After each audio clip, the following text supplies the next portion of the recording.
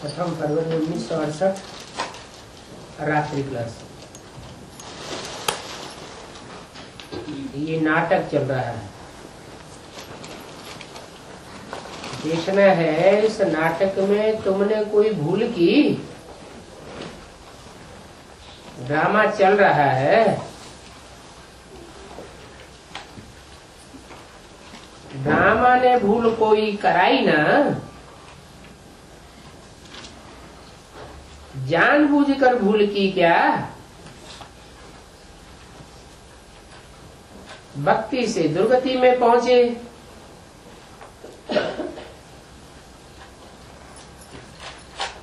तो इसमें भक्ति का या भक्तों का कोई दोष थोड़ा ही है। भक्ति में तो अंधश्रद्धा ही होती है।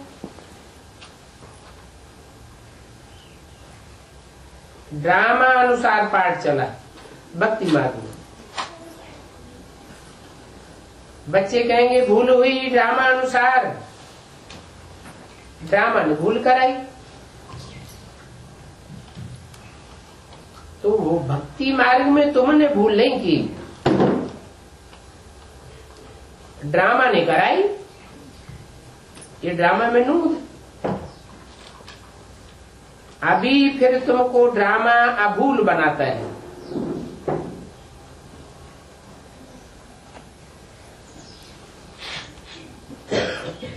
अगर ड्रामा में ही सब कुछ हमेशा होता है तो तुम्हारी मेहनत ही क्या हुई।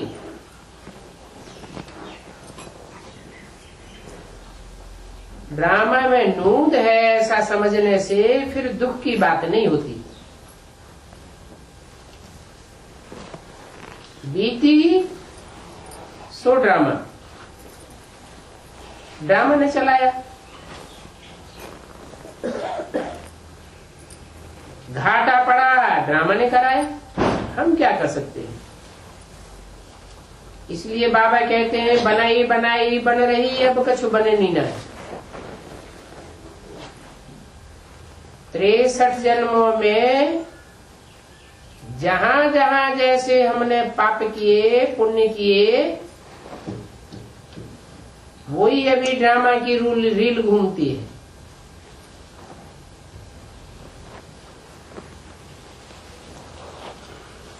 ऐसी कोई बात नहीं जो बिगड़ नूदी हुई हो। जो कुछ भी नूद होता है वो ही होता है।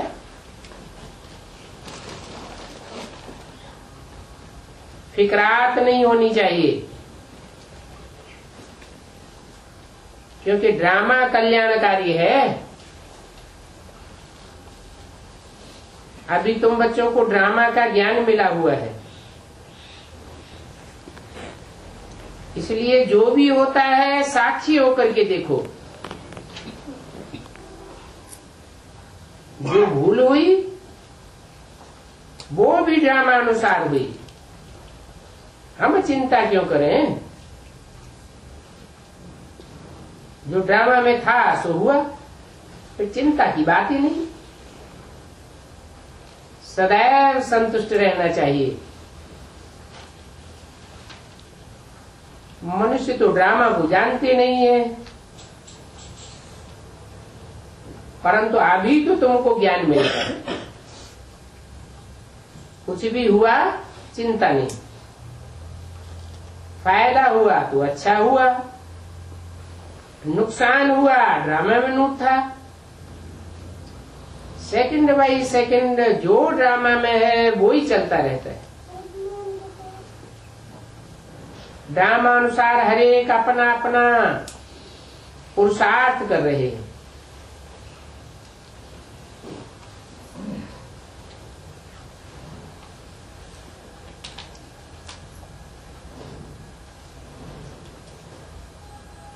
कोई चोरी करते हैं, अपने भले के लिए करते होंगे। सोचते हैं पेट गुजारा होगा। अब उनमें अपनी समझ तो है नहीं। ये बातें सुख दुख मान अपमान की बातें होती हैं। भक्ति मार्ग में दुख धाम में ये बातें होती हैं। सतयुग में तो ये बातें होती नहीं है, जो होता है ड्रामा अनुसार। भूल घड़ी घड़ी करते रहेंगे तो खाता खराब हो जाएगा। बाबा कहेंगे तुम्हारी तकदीर नीचे गिर जाएगी, तुम स्टूडेंट हो। स्टूडेंट का फर्ज है स्टडी अच्छी करना। अच्छी स्टडी करेंगे तो मर्तबा मिलेगा। पढ़ाई में फायदा होता है। ऐसे भी बहुत हैं नहीं पढ़ते हैं तो कहा जाता है इनकी तकदीर।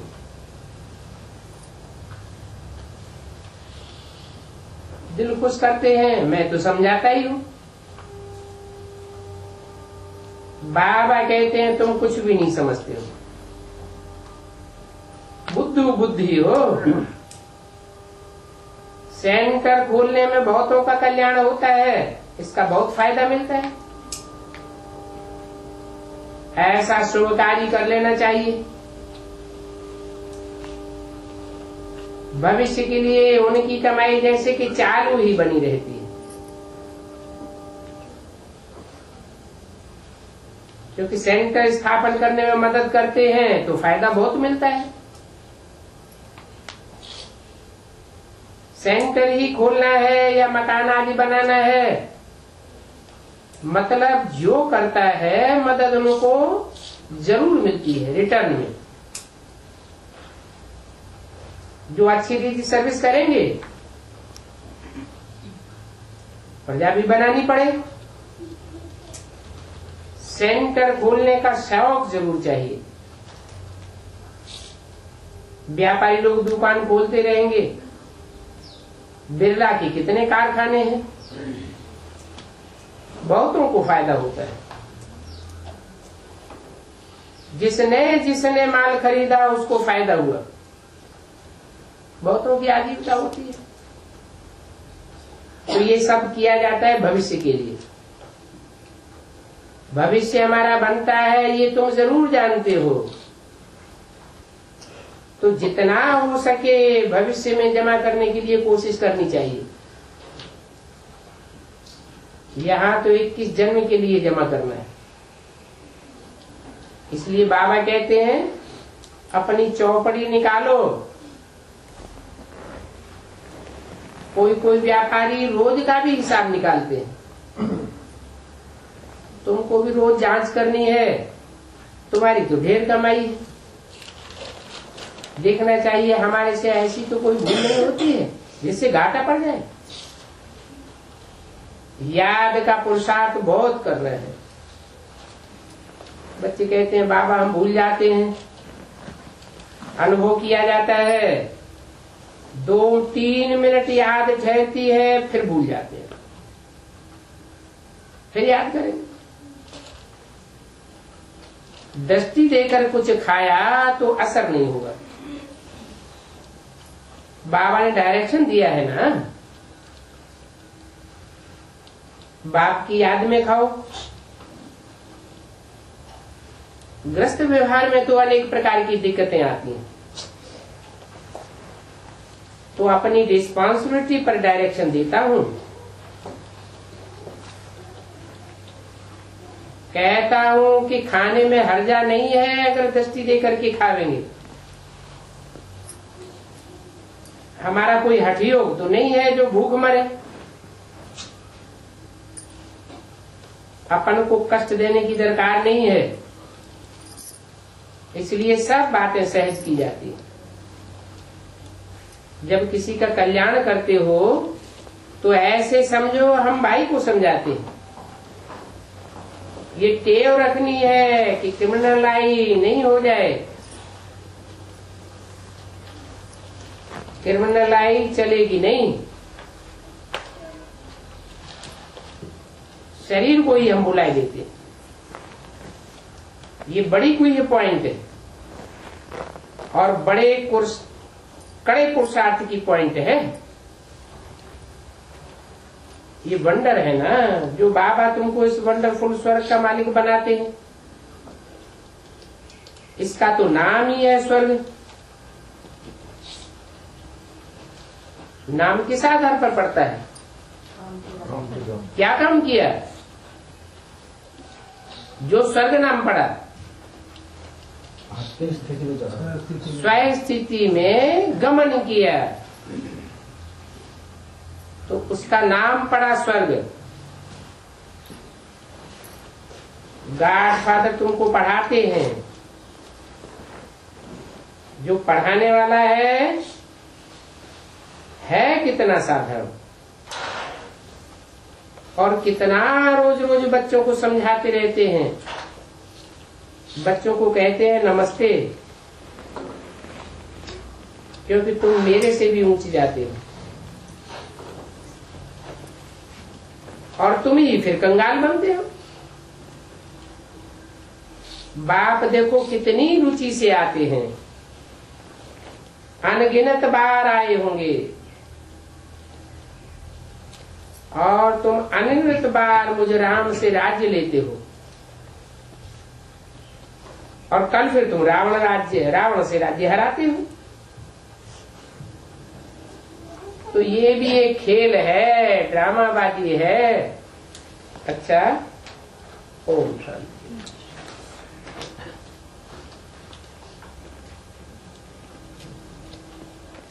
प्रातः क्लास है 2 फरवरी 1968। रूहानी बाप रूहानी बच्चों के साथ रूहान कर रहे हैं। जिस्मानी स्थिति में रहने वाले बच्चों के साथ रूहान भी नहीं करते। ये तो सभी आत्माएं जानती हैं कि एक ही हमारा बाप है, और शिक्षा भी एक ही देते हैं। टीचर का काम ही है शिक्षा देना, गुरु का काम है मंजिल बताना, और मंजिल को तो तुम बच्चे समझ गए हो। मुक्ति, जीवन मुक्ति के लिए याद की यात्रा बहुत जरूरी है, और रचना के आदि मध्य अंत को भी जानना जरूरी है। दोनों ही बातें सहज है। 84 जन्मों का चक्र भी फिरता रहता है, वो याद रहना चाहिए। अभी हमारा 84 का चक्र पूरा हुआ, अभी हमको वापस जाना है। परंतु आत्माएं मुक्ति, जीवन मुक्ति में जा नहीं सकती जब तक कि पावन न बने। तो ऐसे ऐसे अपने साथ विचार सागर मंथन करना है। जो पुरुषार्थ करेंगे वो ही पावेंगे, और ऐसा विचार सागर मंथन करने वाले खुशी में भी आवेंगे, फिर दूसरों को भी खुशी में ले आवेंगे। औरों पर भी कृपा तो करनी है ना, रास्ता बताने की। तुम बच्चे जानते हो ये पुरुषोत्तम संगम युग है।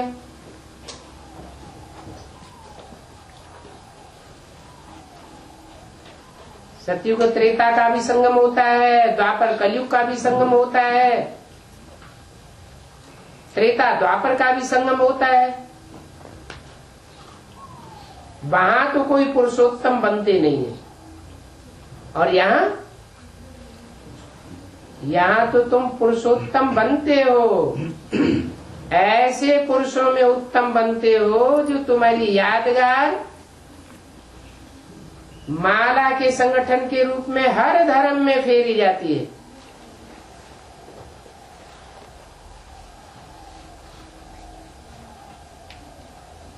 परंतु बच्चे भूल जाते हैं।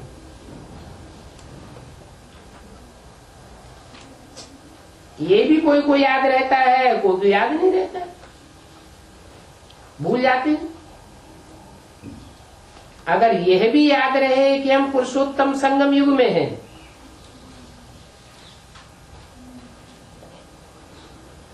आत्माओं के बीच में हम ऐसी आत्माएं हैं जो उत्तम से उत्तम पाठधारी है,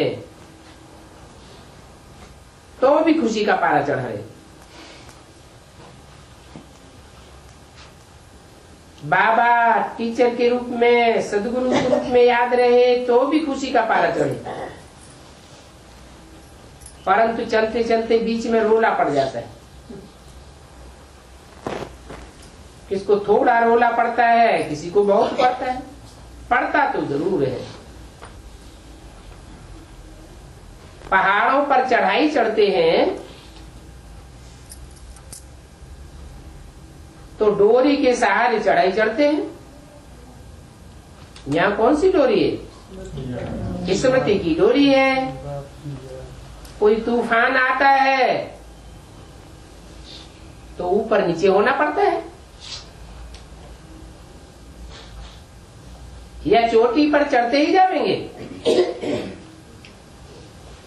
तूफान आया और चोटी पर चढ़ रहे हैं, अगर शेल्टर नहीं लेंगे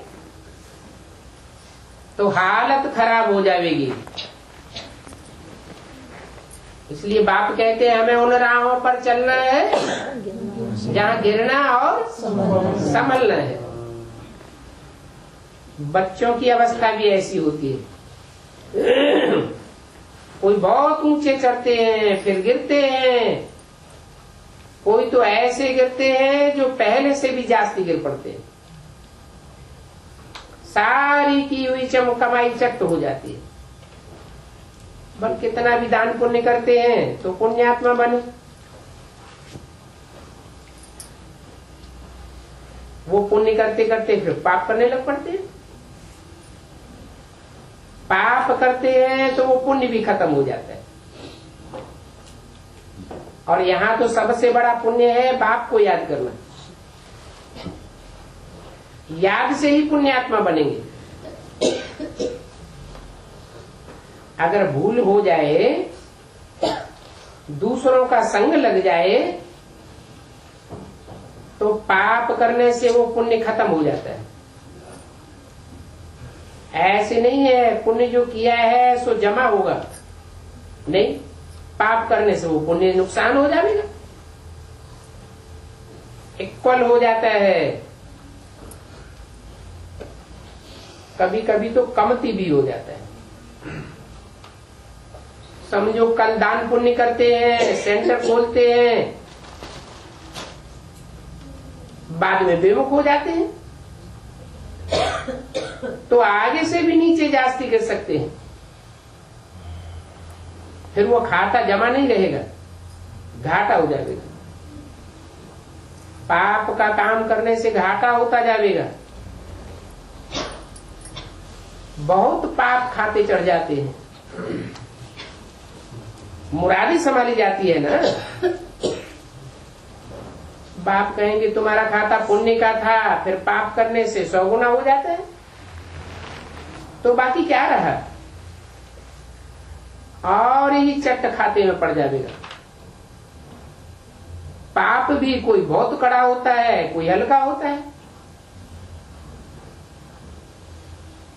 काम का दोष है बहुत कड़ा, फिर क्रोध है सेकंड ग्रेड, और लोभ इनसे भी कम है, मोह फिर इनसे भी कम। सबसे जास्ती काम के वशीभूत होने से जो जमा होता है वो ना हो जाता है, फायदे के बदले और ही नुकसान हुआ। कहते हैं सदगुरु का निंदक ठौर न पाए, बाप का बनते हैं फिर बन करके छोड़ देते हैं। कोई तो कारण हुआ ना, अक्सर करके काम की चोट लगती है। ये बहुत कड़ा दुश्मन है, और इस दुश्मन की एफजी बनाते हैं।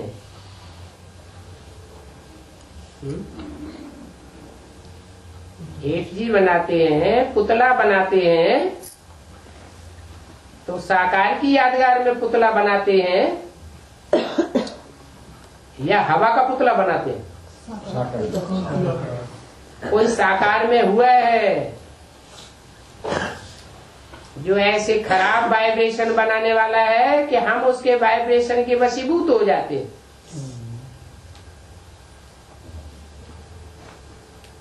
क्रोध वालों का एफसी नहीं बनावेंगे।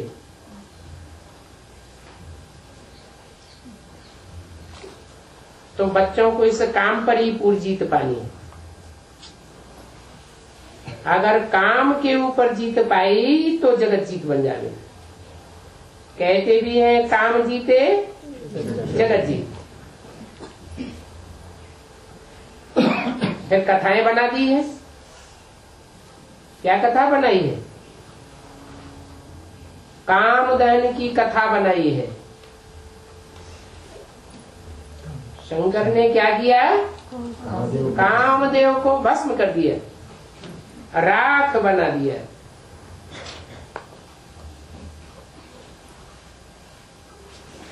तो शंकर के लिए कहा जाता है जगत जीत, विश्वनाथ। ऐसे नहीं कि क्रोध लोगों पर जीत पाने से जगत जीत बनेंगे।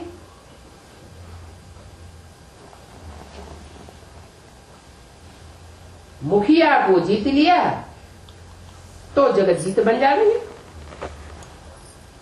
तो मुख्य बात काम की है।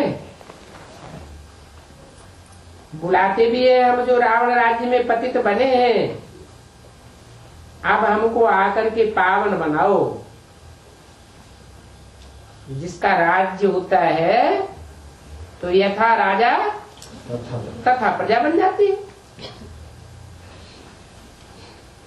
राजा में बहुत ताकत होती है। जरूर वाइब्रेशन की भी ताकत रही होगी, तुम उसके प्रभाव में आते रहे। प्रभाव में कब आते हो?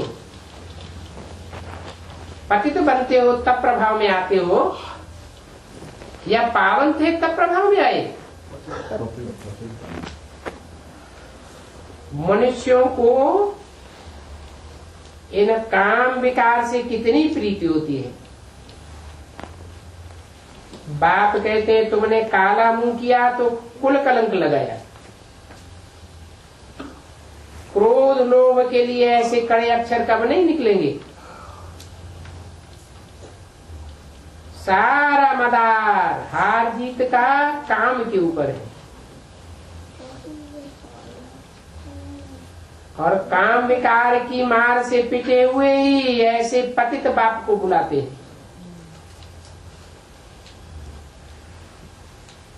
विकार में जाने वालों को ही पतित कहा जाता है। क्रोधी को पतित नहीं कहेंगे।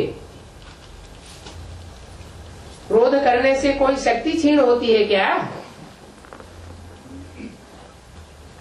और ही चेहरा आंखें आग बबूला हो जाती है।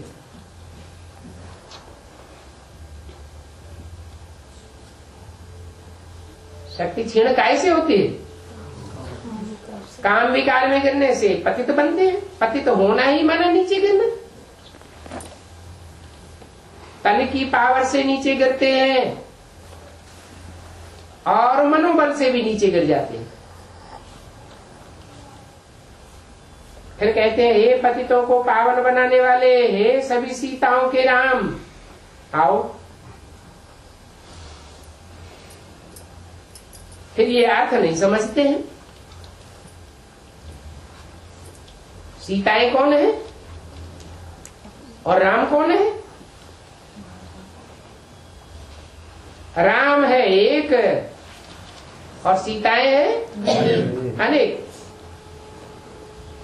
सीताएं सब रावण की जेल में आ जाती है, रावण के चंबे में आ जाती हैं। है कहां की बात? कैसे? राम चंबे में नहीं आता, सीताएं सब रावण के चंबे में आ जाती है। क्यों है? सीताएं क्यों प्रभावित हो जाती है? उनका नाम ही क्या है? सीता माने क्या? शीतल।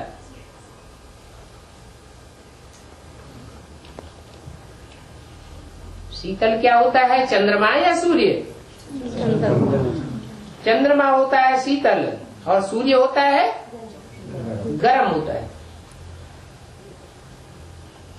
तो अर्थ नहीं समझते हैं, ये भी समझते हैं बाप जरूर नई दुनिया स्थापन करने आवेंगे,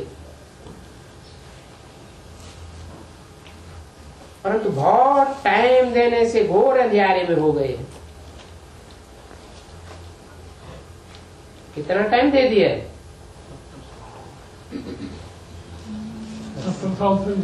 सतयुग, त्रेता, द्वापर, कलयुग, 4 युगों को लाखों वर्ष दे दिए हैं, तो अंधियारे में आ गए। ज्ञान और अज्ञान है ना। अज्ञान को कहा जाता है भक्ति,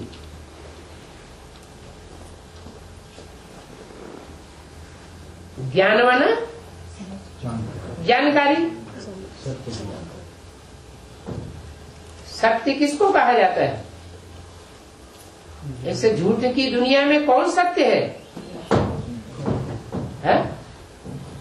यथा राजा तथा प्रजा, सारी दुनिया में रावण का राज्य है। तो सब झूठे हुए, दोगले हुए या सच्चे हुए? सत्य एक होता है या अनेक प्रकार का होता है? कोई कोई सच्चे दुकानदार होते हैं, कहते हैं एकदम, कभी पलटते नहीं है, परंतु ऐसे बहुत थोड़े। गॉड इज ट्रुथ कहा जाता है, और गॉड एक होगा या अनेक होंगे? एक ही गॉड है, एक ही सत्य है, बाकी तो तुंडे तुंडे मते भिन्न। भक्ति मार्ग में जिसकी पूजा करते हैं उनको जानते ही नहीं है, मंदिर बनाते रहते हैं, बीच में शिवलिंग रखेंगे, चारों ओर देवताओं की मूर्तियां रखेंगे, तो सच्चा कौन हुआ? जो बीच में एक बैठा हुआ है वही सच्चा हुआ ना, जिसकी पूजा करते रहते हैं। अब जानते ही नहीं है तो उनके पास पहुंचेंगे कैसे? इसलिए दान पुण्य आदि सब निष्फल हो जाता है। अज्ञान है ना, करके कुछ मिलता भी है तो अल्पकाल एक जन्म के लिए मिलता है या अनेक जन्मों के लिए मिलता है? भक्ति मार्ग में एक जन्म के लिए फल मिल जाता है, वो भी कागविष्टा समान सुख मिलता है। कागविष्टा किसे कहा जाता है? मनुष्य जो कुछ खाता पीता है उसका रस बनता है, खून बनता है, और जो कचरा होता है उसे विष्टा कहा जाता है, मनुष्य की विष्टा। और कौवा क्या खाता है? वो ही विष्टा खाता है, फिर कौवे की विष्टा। तो जो भी सुख है वो सारा सुख निचोड़ लिया जाता है, और वो निचोड़ा हुआ सुख आखिरी जन्म में प्राप्त होता है। उसे कहते हैं कागविष्टा समान सुख। बाकी तो दुख ही दुख है। अभी बाप कहते हैं माम एकम याद करो, तो तुम्हारे सब दुख दूर हो जाएंगे। और कोई दूजम को अगर याद किया तो दुख जरूर बढ़ेगा, घटेगा नहीं। अब देखना है हम कितना याद करते हैं, विविचारी याद करते हैं या विविचारी याद करते हैं, ये देखना है।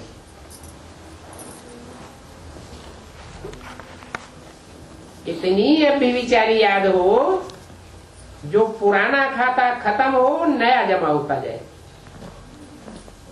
कोई तो कुछ भी जमा नहीं करते। ये सारी याद की बात है। याद बिगर पाप कैसे कटेंगे, पवित्र कैसे बनेंगे? पवित्र बनने के लिए किसको याद करना पड़े? एवर प्योर एक बाप को याद करना पड़े। कैसा एवर प्योर है? और जो भी मनुष्य मात्र की आत्माएं हैं, सबको संग का रंग लगता है और नीचे गिर जाते हैं। और वो एवर प्योर कैसा है? वो ऐसा बड़े से बड़ा बेहद का गृहस्थी है कि अनेकों के संग के रंग में आने पर भी नीचे नहीं गिरता। नहीं तो अनुभव कहता है, चलते चलते एक बार अगर काम विकार की मार में नीचे गिरे तो ज्ञान बुद्धि से सारा उड़ जाता है। बाप की तो यादगार ही देखो कैसी दिखाई जाती है। ऐसे एवर प्योर की याद किए बगैर पाप कैसे कटेंगे, कैसे पवित्र बनेंगे? ऐसे भी नहीं। इस जन्म में याद करते हैं तो पाप भस्म हो जाएंगे? नहीं, पाप इस एक जन्म के नहीं है, 63 जन्मों के जन्म जन्मांतर के पाप हैं। पाप तो बहुत है ना। इस जन्म के जो पाप हैं वो जीवन कहानी सुनाने से कोई जन्म जन्मांतर के पाप थोड़ी कट जाएंगे। 2-2-68 की वाणी का दूसरा पेज। हाँ, सिर्फ इस जन्म की हल्काई हो जाती है, बाकी तो बहुत मेहनत करनी पड़े। पूरे जन्मों का हिसाब किताब इकट्ठा हुआ है। वो सारा हिसाब किताब योग बल से चुकतू करना है। विचार करना चाहिए हमारा योग बल कितना है, कितने जन्मों का पापों का हिसाब किताब हम इसे एक जन्म में चुकतू कर सकेंगे। अगर नहीं चुकतू कर सकेंगे तो धर्मराज की सजाएं खानी पड़ेंगी। फिर जितनी सजाएं खाते जाएंगे उतना पद नीचा होता जाएगा।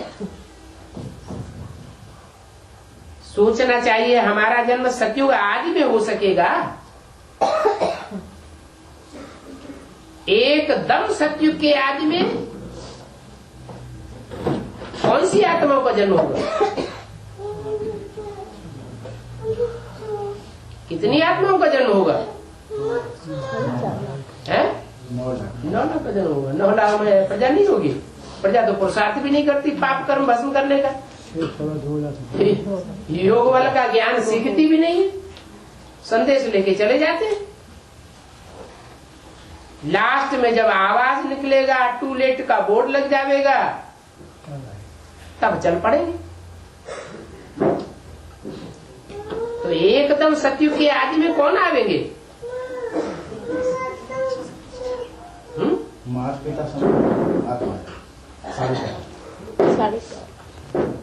अरे परिवार होता है या अकेले दुकेले से नहीं दुनिया शुरू हो जाती है? तो कौन आवेंगे? हाँ, सूर्यवंशी तो आवेंगे। ऐसे कितने होते हैं जो ऐसा पुरुषार्थ करते हैं, एक बाप दूसरा न कोई, कि उनको धर्मराज की कोई भी सजा नहीं खानी पड़ती। ऐसे 8 के द्वारा परिवार बनता है। निष्कलंक परिवार बनाकर जाते हैं बाप। अगर आज में ही ऐसा कलंक लगा रहे, पाप साप बना रहे, तो आगे चल करके दुनिया की क्या हालत हो जावे। एकदम 100% सात्विक दुनिया बना के जाते हैं। तो सोचना चाहिए हमारा जन्म सतयुग आदि में हो सकेगा।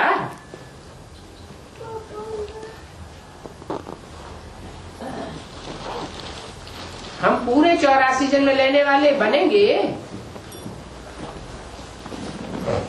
जो बहुत पुरुषार्थ करते हैं। क्या करते हैं? पुरुष, पुरु माना पुरी, शरीर रूपी पुरी। पुरुष माना शरीर रूपी पुरी में आनंद करने वाला, आराम करने वाला, सोने वाला, चैन की नींद, उसको कहते हैं पुरुष। और पुरुषार्थ तो शरीर रूपी पुरी में कौन रहता है? आत्मा रहती है। पुरुषार्थ का मतलब ही है आत्मा के लिए सब कुछ करने वाला। इस शरीर की कोई चिंता न रहे। हम आत्मा बाप के बच्चे बन गए, परमात्मा बाप के। तो जिस बाप के बच्चे हैं वो आत्मा अपना ख्याल करे कि आत्मा का कल्याण कैसे होगा। शरीर तो विनाशी है। देखना चाहिए 24 घंटे में हम शरीर के लिए मेहनत करते हैं, देह के पोषण के लिए मेहनत करते हैं, देह के संबंधियों के लिए मेहनत करते हैं, या आत्मा के कल्याण के लिए ज्यादा मेहनत करते हैं। फिर भी तो बाप ने छूट दी है, खासकर ग्रस्त व्यवहार में रहने वालों के लिए 8 घंटे आत्मा के लिए, जिसको कहते हैं पुरुषार्थ, और 8 घंटे देह और देह के संबंधियों के लिए टाइम देना चाहिए। फिर देखना है हम इतना करते हैं। इसलिए बोला कि जो बहुत पुरुषार्थ करते हैं, अर्थात आत्मा के अर्थ ही करते हैं, वो ही सतयुग के आदि में जन्म ले सकेंगे। गृहस्थियों को तो झंझट रहेगा। क्या झंझट रहेगा? अपनी देह का पोषण करना और देह के संबंधियों उनका भी पोषण करना। तो वो बहुत पुरुषार्थ की लिस्ट में आया या सामान्य पुरुषार्थ की लिस्ट में आया है? ये तो सामान्य पुरुषार्थ हो गया। इसलिए बोला जो अपनी देह और देह के संबंधियों का बिल्कुल परवाह न करे, जब से ज्ञान में आवे, जब से बाप को पहचाने, एक बाप दूसरा न कोई, ऐसे जो बहुत पुरुषार्थ करने वाले होते हैं वो ही सतयुग के आदि में जन्म ले सकेंगे। नहीं तो क्या होगा? 8 के बाद जन्म लेंगे या 7 जन्म लेंगे? 8 के बाद ही जन्म ले सकेंगे। और ऐसे सतयुग के आदि में जन्म लेने वाले छिपे नहीं रहेंगे। सबसे पहले कौन प्रत्यक्ष होंगे? वो अष्टदेव ही प्रत्यक्ष होंगे। परंतु इन बातों को सभी तो समझ न सके। क्या 8 की जब प्रत्यक्षता होगी तो बहुत थोड़े होंगे जो उनको समझ सकेंगे। सभी समझ नहीं सकेंगे कि फाइनल पेपर क्या होता है। क्या है फाइनल पेपर? नष्टो मोह स्मृति। काय से नष्टो मोह? पहले अपनी देह से नष्टो मोह। जो मिला सो खाया। नहीं तो क्या होता है? सरेंडर तो हो जाते हैं। तो कीमियागारी बहुत कर, ये नहीं खाएंगे, वो नहीं खाएंगे, ये अच्छा नहीं लगता, वो अच्छा नहीं लगता। इससे तो भक्ति मार्ग वाले अच्छे। भक्ति मार्ग में कोई भी संस्था में चले जाओ, आश्रम में चले जाओ, गुरुद्वारे में चले जाओ, जो मिलता है सो खुशी खुशी खा लेते हैं। तो बाप कहते हैं जो सत्युग आदि में आने वाले होंगे वो शुरुआत से ही छिपे नहीं रहेंगे, परंतु इन बातों को सब नहीं समझ सकेंगे। अपन को देखना चाहिए कि हम सत्युग आदि में आवेंगे, नहीं आवेंगे तो पिछाड़ी में जाकर के थोड़ा पद पाते हैं। क्या जो 8 की लिस्ट में नहीं आवेंगे, बाद में आवेंगे, तो उनका पद थोड़ा, कैसा थोड़ा होगा? बिल्कुल थोड़ा। 8 दिग्पाल बन सकेंगे क्या? नहीं। शास्त्रों में दिखाया है ना, दिग्पाल, दिग माने दिशा, 8 दिशाओं की पालना करने वाले विश्व विजेता बाप आकर के ऐसा पद देते हैं ना। अगर पहले आते भी हैं, मान लो सत्युग आदि के जन्म में आ गए, 84 जन्म तो लिए, परंतु एकदम आदि में नहीं आए, जो पहला पहला फाउंडेशन है नई दुनिया का, तो क्या रिजल्ट आवेगा? आवेंगे तो, लेकिन जो पहले पहले वाले 8 हैं उनकी चाकरी करेंगे।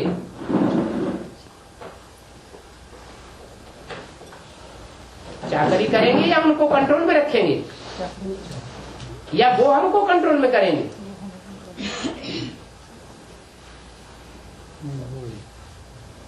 ये कॉमन बातें हैं समझने की, इसलिए बाप को बहुत याद करना चाहिए। और याद कौन करेंगे? जास्ती याद किनको आवेगी? जो बाप के दिल पर चढ़े हुए होंगे वो बाप को बहुत याद करेंगे। और दिल पर कौन चढ़े हुए होंगे?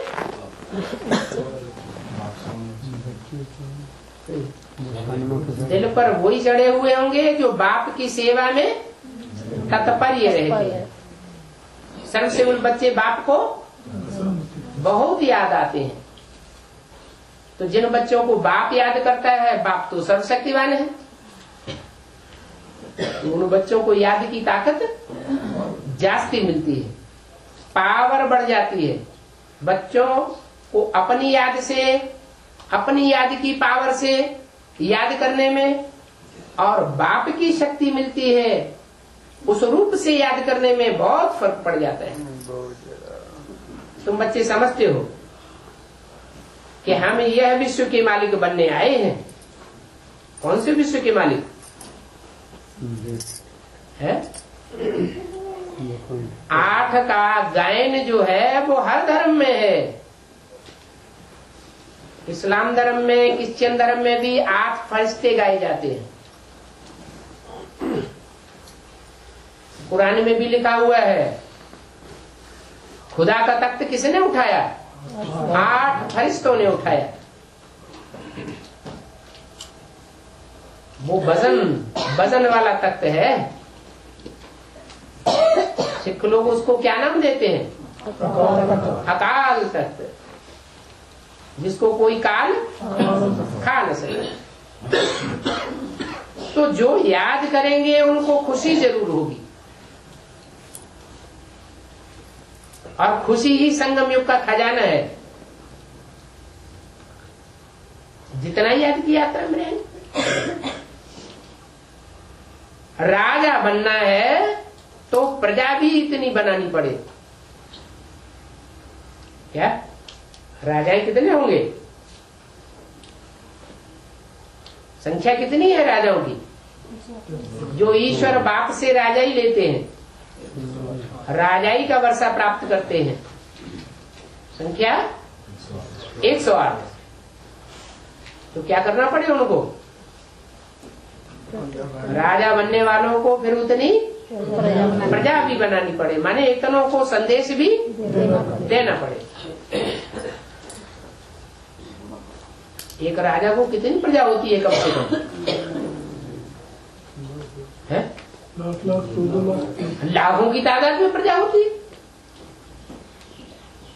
तो अपन से पूछना चाहिए, हमने इतनों को संदेश दिया है,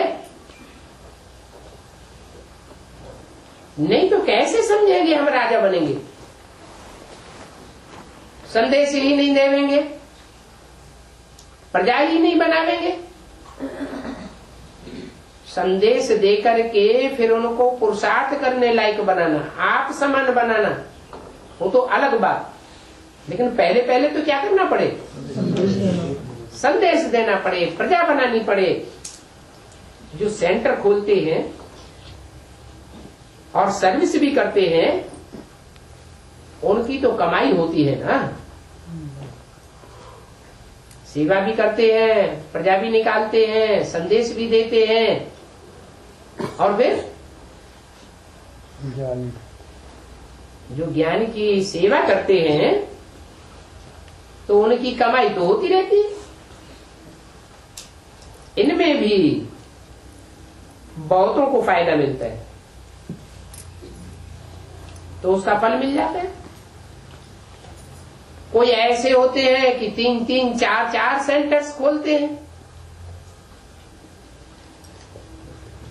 तो सबकी दिल में होता है ना कि इन्होंने हमारे कल्याण के लिए सेंटर खोला, तो उनका फल मिल जाता है। क्या फल मिलता है? दुआएं मिल जाती हैं। कितनी बांधेली माताओं को शरण मिल जाती है।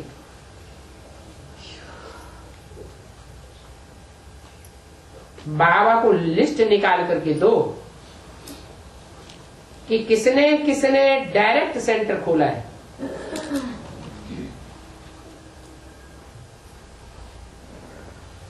डायरेक्ट सेंटर माने,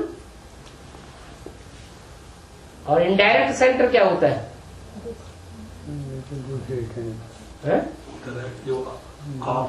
डायरेक्ट मंदिर में मुख्य मूर्ति किसकी होगी? देवताओं की होगी, या सारे ड्रामा का जो डायरेक्टर है उसकी मूर्ति होगी? मधुवन खोलते हैं तो मधुवन किसे कहा जाता है? मधुसूदन है, वो है मधुवन का मुखिया। तो बोला डायरेक्ट सेंटर खोलना है। डायरेक्ट माने किसी और के अंडर में ना हो, किसके अंडर में हो? एक बाप के अंडर में, डायरेक्ट बाप। और बाबा भी तो सेंटर खोलते हैं। क्या बाबा खुद भी सेंटर खोलते हैं? और बाबा का डायरेक्ट आधिपत्य रहने वाला सेंटर दूसरे बच्चे भी खोलते हैं। तो जो जो करते हैं उनका हिस्सा तो आता जाता है ना। किसके पास? बच्चों के पास जो कमाई का हिस्सा वो मिलता है, उसका हिस्सा मिल जाता है। मिलकर के माया के दुख का छप्पर उठाते हो। अकेले नहीं उठाते हो, मिलजुल करके माया का छप्पर उठाते हो। तो उस छप्पर उठाने में सब अपना अपना कूल्हा देते हैं। अभी तो 3 चल पड़ी है। पहले क्या करते थे? घास फूस का बड़ा छप्पर बनाते थे और डालते थे। अकेले उठाते थे क्या? है मिलजुल करके उठाते थे ना। तो सब कूल्हा देते हैं, कंधा देते हैं, तो सबको मिलता तो है ना। जो बहुतों को रास्ता बताते हैं और जितनी मेहनत करते हैं तो जरूर ऊंच पद भी पाते हैं। और जो ऊंच पद पाने वाले होंगे उसकी निशानी क्या होगी? है? वो निशानी भी देखने में आवेगी। सब उसको बुलाएंगे भी तुम्हारा को ज्ञान सुना। ऊंच पद पाने वाले होंगे तो उनकी निशानी होगी उनकी खुशी, उनकी खुशी का पारावार चढ़ा हुआ रहेगा, बहुत खुशी होगी। दिल जानते हैं हम कितने को समझाया, कितने का उद्धार किया, क्योंकि जानते हैं सब कुछ करने का समय तो यही है, यही माना संगम युग है ना। खान पान तो सबको ठीक मिलता ही है, परंतु कोई तो ऐसे है कुछ भी काम नहीं करते, ऐसे ही चलते रहते, कोई बल कुछ भी नहीं देते हैं। जैसे मम्मा आई, कुछ लाई क्या, कुछ लेकर के तो नहीं आई, लेकिन पद ऊंच बन जाता है। किस आधार पर? सर्विस बहुत अच्छी की, सर्विस से ही उनका बहुत कल्याण हो गया।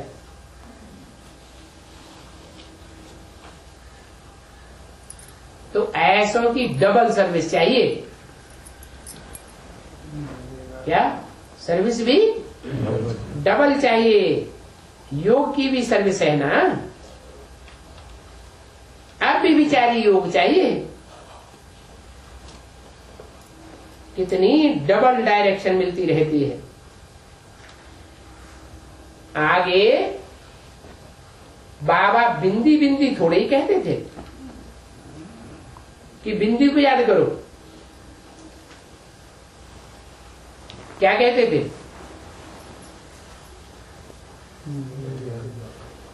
शुरुआत में बिंदी का ज्ञान था, है? नहीं, ये ज्ञान किसने निकाला? जो याद वाला होगा उसकी बुद्धि तीखी बनेगी।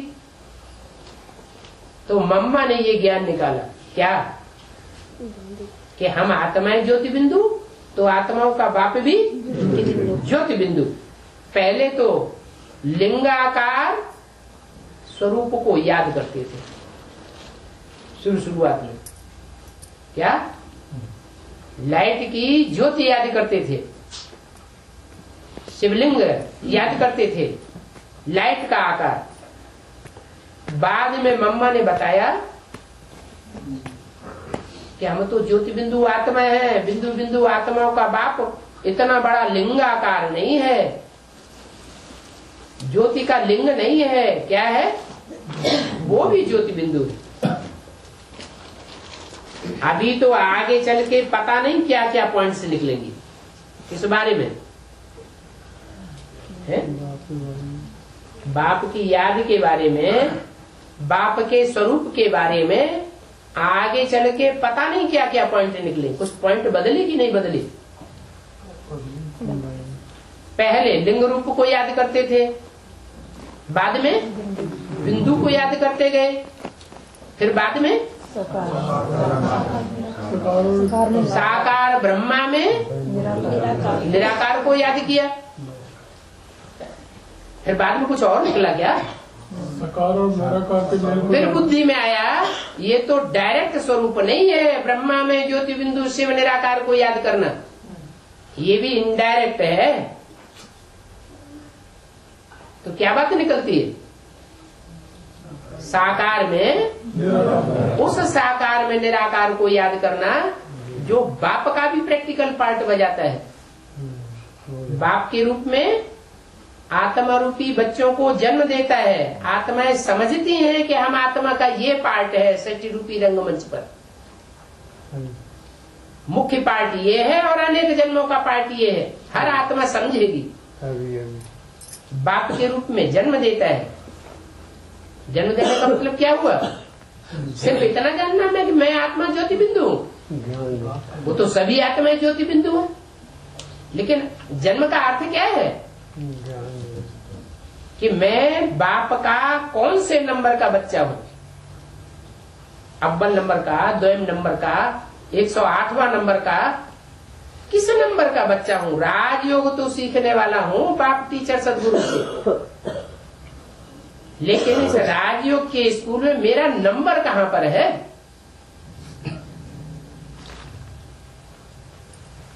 तो आत्मा अपने को और अपने बाप को एग्जैक्ट पहचानती है, तो वर्षा मिलता है। दिन प्रतिदिन याद में तुम्हारी उन्नति होती जाएगी। क्या जिन्होंने बिंदु को याद किया और उससे आगे नहीं बढ़े तो कहेंगे उनकी उन्नति हुई है? क्यों नहीं हुई उन्नति? क्योंकि सिर्फ निराकार को याद करने वाले विधर्मी तक बनते हैं, दूसरे धर्म में उच्च पद पाए सकते हैं, क्योंकि निराकार को याद करने वाले क्षिप्र गति वाले होते हैं, परंतु फिर भी परमात्मा बाप के प्रैक्टिकल स्वरूप को नहीं पहचानते हैं। इसलिए जो प्रैक्टिकल बाप आकर के प्रैक्टिकल नई दुनिया की स्थापना करते हैं वहां तक नहीं पहुंच पाते। तो नए नए पॉइंट्स निकलते रहेंगे। जो सेवा में तत्पर रहते हैं वो झट उन नए पॉइंट्स को पकड़ लेते हैं। क्या पॉइंट की पकड़ भी किसको होगी? उन बच्चों को पकड़ होगी जो ईश्वरीय सेवा में लगे रहते हैं, बिजी रहते हैं। जो सर्विस नहीं करते हैं तो उनकी बुद्धि को कुछ बैठेगा ही नहीं।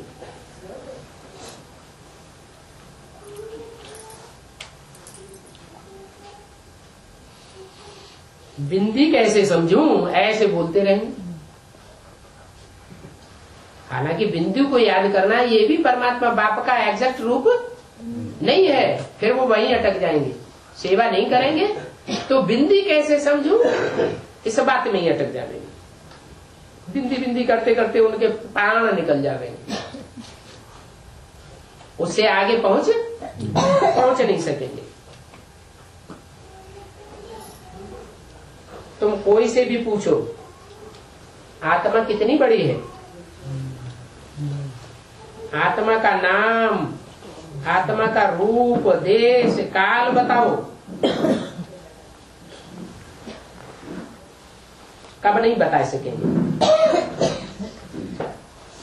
मनुष्य परमात्मा का नाम रूप पूछते हैं या नहीं पूछते हैं? नाम किस आधार पर पढ़ते हैं परमात्मा के? काम किया होगा। काम बिंदी फुदक फुदक के करेगी या कोई शरीर के द्वारा करेगी? कोई शरीर के द्वारा इतने काम किए होंगे तो इतने नाम पड़े हैं। उनका रूप बताओ। कहते हैं परमात्मा का रूप बिंदु। गर्भ में बच्चा जन्म लेता है, उसका भी अपना रूप बनता है। जो रूप बनता है वो कर्म के आधार पर बनता है कि ऐसे ही बन जाता है? कर्म के आधार पर रूप बनता है। वो परमात्मा बाप जो संसार में परमपिता परमात्मा बनकर के प्रत्यक्ष होता है, उसका रूप तो कैसा होगा? है साकार रूप तो होगा, लेकिन कितना आकर्षण वाला होगा। भक्ति मार्ग में तो नाम दे दिया है कृष्ण। कृष्ण माना आकर्षण करने वाला, लेकिन अभी तो हम जानते हैं कि कृष्ण आकर्षण करने वाला है। कौन सा कृष्ण आकर्षण करने वाला है दुनिया को? सतयुग का कृष्ण या संगम भी कृष्ण? संगम भी कृष्ण आकर्षण करने वाला है। तो किसी को यह पता नहीं है कि आत्मा कितनी छोटी बिंदी है और उसमें क्या पार्ट भरा हुआ है।